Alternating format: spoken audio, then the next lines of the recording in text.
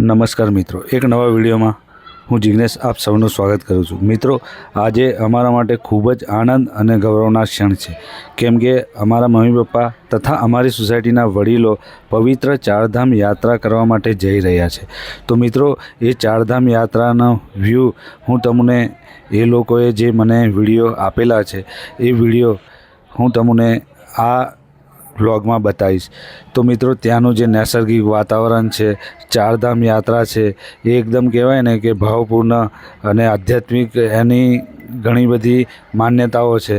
તો મિત્રો, એ આપણને બધાને જ ખબર છે, પણ આજે હું તમને આ વિડીયોમાં એ ચારધામ યાત્રાના કેટલાક અંશો જે કહેવાય ને કે સારા દ્રશ્યો હું તમને આ વિડીયોમાં બતાવવાનો પ્રયત્ન કરીશ। તો વિડીયોને લાઇક કરજો, ચેનલને સબસ્ક્રાઈબ કરજો। તો ચાલો એ વ્યૂ જોઈએ ચારધામ યાત્રાના।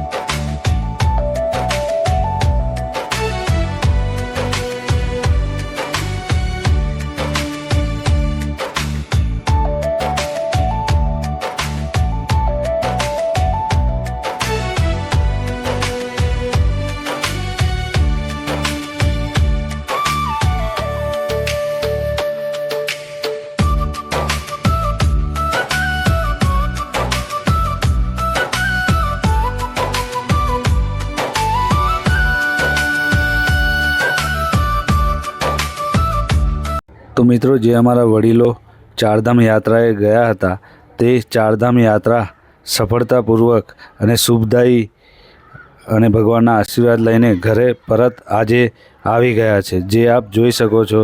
અને જોરદાર એવા પવિત્ર ચારધામના દર્શન કરીને અમારા વડીલો આજે ઘરે પરત આવ્યા છે અને બધાનું સ્વાસ્થ્ય પણ સારું છે અને ખૂબ આનંદિત હતા.